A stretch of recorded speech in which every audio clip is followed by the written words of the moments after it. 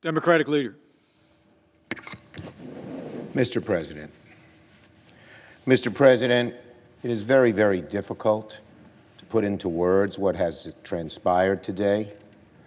I have never lived through or even imagined an experience like the one we have just witnessed in this Capitol. President Franklin Roosevelt set aside December 7, 1941, as a day that will live in infamy.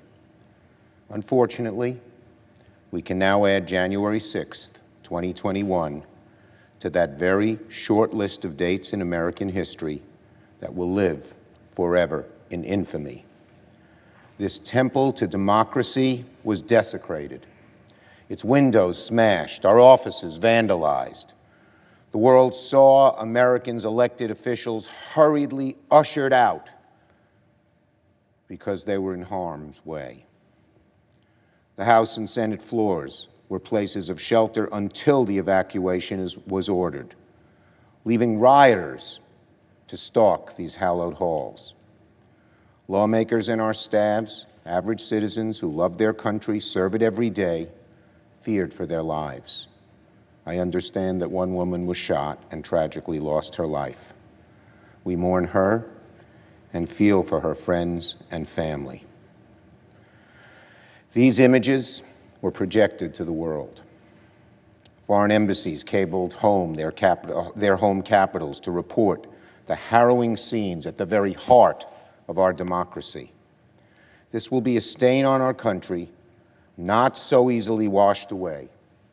The final, terrible, indelible legacy of the 45th President of the United States, undoubtedly our worst.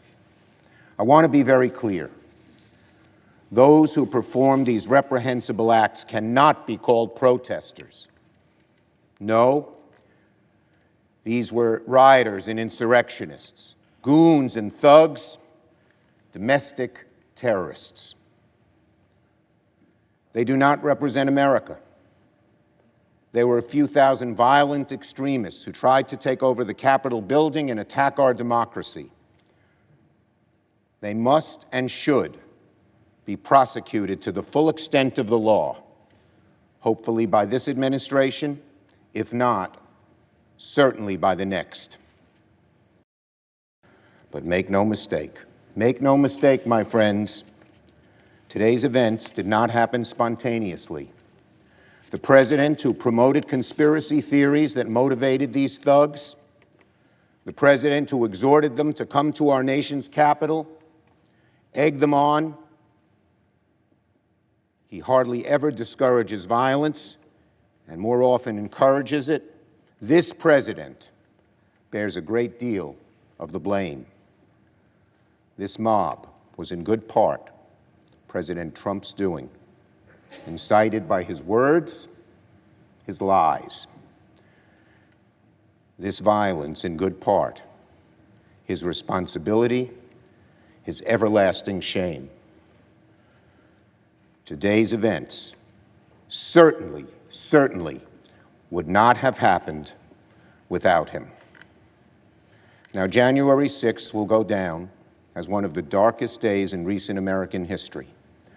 A final warning to our nation about the consequences of a demagogic president, the people who enable him, the captive media that parrots his lies, and the people who follow him as he attempts to push America to the brink of ruin.